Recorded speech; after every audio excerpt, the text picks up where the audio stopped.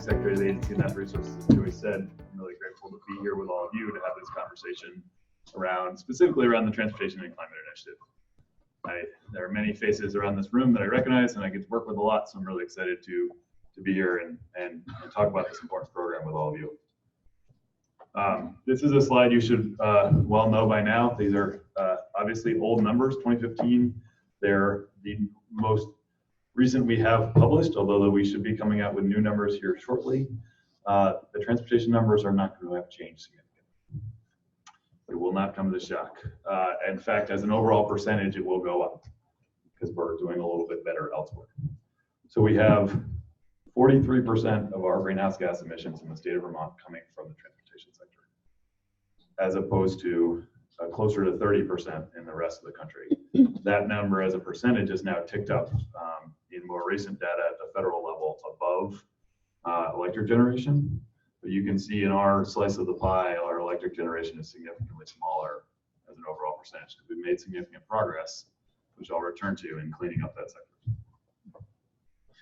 So just a little bit background on the Transportation and Climate Initiative. It is actually a conversation that began in 2010, shortly after the completion and launch of the Regional Greenhouse Gas Initiative Program, RGGI, which was the first cap and invest program to look at electric power generation emissions in the country. Through that time, as we were understanding more about transportation emissions and bringing new partners on board, because they've been traditionally the environment and the energy agencies in most states, thinking about RGGI, this was a way we needed to expand in the transportation sector and really understand the different players there and really understand the fuel supply network. Also done a fair amount of public outreach, conducting about 1.5 years of regional listening sessions around the region, trying to understand what people are interested in, what they want for solutions. That culminated last December, roughly 12 months. I'll give myself, I think maybe 2 weeks shy of 10 days shy of 12 months, because that's the time frame we gave ourselves to build a proposal for a cap and invest program. And I'll talk about what a cap and invest program is for transportation emissions. 12 states and the District of Columbia are part of the overall TCI framework. 9 states in the District of Columbia agreed to sign onto the statement, but I just want to clarify that there's nothing that's going to stop any of the light blue states there from signing on potentially. They all have seats at the table. They've all been active participants in the negotiations, and we couldn't do it without them. And the bigger the market is, the better. Just as a quick note, and we'll get into the timeline a bit. This is a regional conversation, but ultimately it'll come down to an individual state conversation. And Senator Ash will talk about, to some extent, about the process that the legislature will go through in considering whether to join, but it is not something that is going to be forced on the state. We're going to talk about it, and we're going to figure out whether it's the right answer for us. It's important to me to talk a little bit about the backdrop of cap and invest. Sounds like jargony nonsense, because if you don't know what it is, then it sounds like jargony nonsense. It comes out of a history of our way of thinking about pollution reduction programs around our country. We started out with fairly straightforward. Everybody in this room is a polluter. We need you all to reduce your pollution by 25%. Don't care how you do it, just figure it out, go out and do it. For some of you, it might be really expensive. Some of you, it might be essentially not affordable at all. It might put you entirely out of business. For some of you, it'd be really easy and you could do a lot more. That difference in sort of marginal cost of meeting our compliance obligation led to the creation of cap and trade programs, where we said instead collectively we need emissions reductions from the entire room of 25%. And if you can do it more cost effectively than you can over here, we want you guys to work together in a sort of market-based system and figure out who can get those emissions most effectively. It reduced the overall compliance costs and move forward. It worked really well in combating acid rain, but it worked really well because the technology could be applied at these large coal-fired power plants that scrubbed the emissions and got the SOx and NOx out of system. That doesn't work everywhere. So the next piece that came around was the idea of cap and invest, and that's the example I'll use is the Regional Greenhouse Gas Initiative. It recognized that rather than just making controls on the supply side, so electric power generation is this, if you think of that as a supply, we want that as to be as clean as possible. There's also a demand factor, right? There's all the electricity that we all use. During the course of the acid rain program, while we reduced the overall acid rain causing pollutants 43%, the production of electricity increased at those plants by 26%. Think about what would happen if we could have put a little bit of energy efficiency work into that process and held that flat, how much more reduction we would have gotten. That's what Reggie brought to the table. It said, let's find that balance between cleaning up the supply and doing demand side reduction pieces so that we get balance both ways. And it did it by, instead of giving away the allowances, so essentially, this is the really confusing part. In order to comply with the cap and trade program, you have to essentially hold a permit to pollute. So think of it as a piece of paper that says, I can pollute up to the amount of pieces of paper that I hold. In Reggie, it's based on a ton of carbon. They're not actual pieces of paper, but that's the sort of basic concept. We buy and trade them amongst ourselves. We figure out how to make it work. But how you get those initially into the system is where Reggie brought a new idea to the table. It said, rather than give them away at sort of historic levels and have a downward trajectory in the overall emissions level over time and how many allowances are issued, we're going to auction them off. We're going to take those proceeds as a states and reinvest them in programs that create demand side reduction. Vermont, interestingly, said, okay, we kind of have this really great program in efficiency Vermont working for us. Instead of reinvesting them directly in electric efficiency, we're going to spend most of the resources on thermal efficiency, where we weren't doing as much work at the time. And so that was an important decision. But most of the other states reinvested them in electric efficiency work, which enabled us to decrease the demand and make it easier to clean up the supply because there was less supply needed.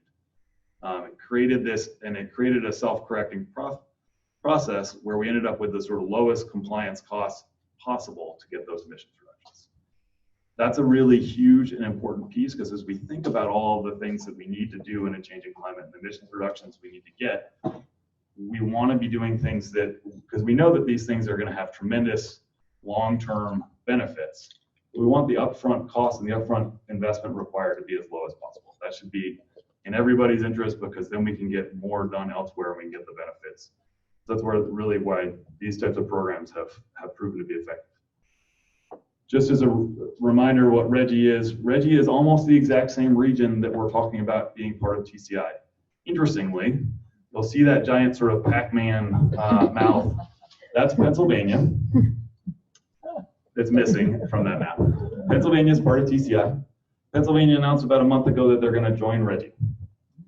That is really exciting. Do you want to know why it's exciting? Not just because they're big and they've got lots of emissions. Well, it's true, but their emissions are huge. The reason why New Jersey and Virginia are called out is because they're in the process of joining at different speeds. If Pennsylvania joins, their emissions alone will match what the light blue states in that picture, what all the existing Reggie states are by themselves. When we have bigger, if we make this room bigger, the amount of trading that can happen to make cost-effective reductions happen becomes easier and better and more cost-effective. So when we pull lots more emissions in, then we have the opportunity for creativity to happen and for the investments that we've made up front to really pay off over the long term. So there's really exciting things happening in Reggie, and that's a really important step. They have a lot of old coal plants that need to come offline for us to really meet our overall goals. All right, so where we are in the process right now is we gave ourselves a year, as I said, in December, and it is December, in 10 days. Preview this now. On December 17th, the states will be coming out with a draft memorandum of understanding. That draft memorandum of understanding will contain most of the program elements that will be part of the program, and then it will include a subset of modeling data based on a number of potential different cap stringency scenarios. The the thing that we control in a cap and invest scenario is, one, the decisions we make as a state on what to do with the resources, but most importantly, it's where do we set the initial cap and how does that cap decline over time? And so those are we'll put several options out there for people to consider, and the economic analysis associated with them, the public health analysis, so people can take a look and see what they think might make sense for Vermont, or if any of them make sense for Vermont. That's the conversation we're really looking forward to having. The conversation at the regional level has really been intensely focused on the question of equity, because we know that as it stands now, access to clean transportation, the cost of transportation are a real barrier to many of our low-income communities, and this isn't a program where we're trying to make that more challenging. We're trying to create solutions for people, and so we're really focused on what we can do on the proceeds side and how we can design a program that really leads towards as equitable outcomes as possible. A couple of things we're talking about primarily, exclusively gasoline and on-road diesel as the two fuels that will be covered, at least at the beginning. There are a number of other transportation fuels that could be covered, but this is where we could reach consensus and move forward.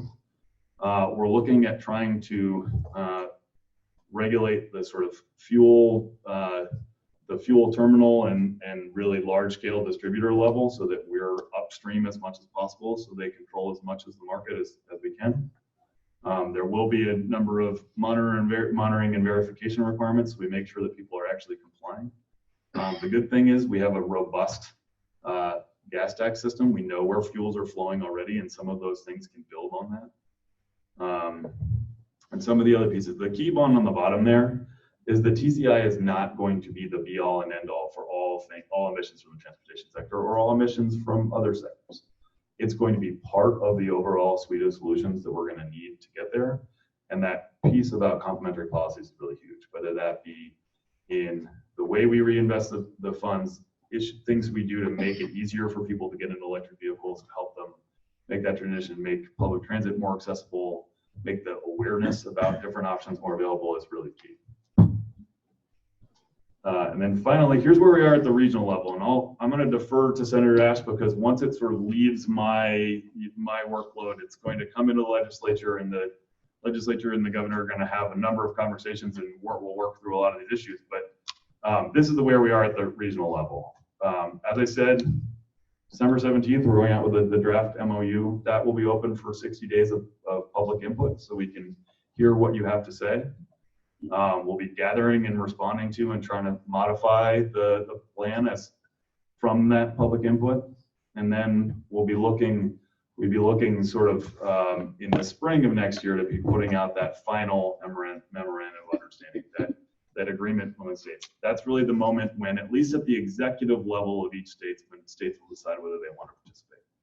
It's quite clear that each state is going to have its own either legislative and regulatory process to go through, because the way we implement the program is through a model, through a rule that we essentially all agree to. We call it a model rule, and then we all enact that rule in order to make the program go, because it functions as individual state programs that essentially share the auction platform. That all will take some time to build, and do all of the rulemaking process and go through that important public process.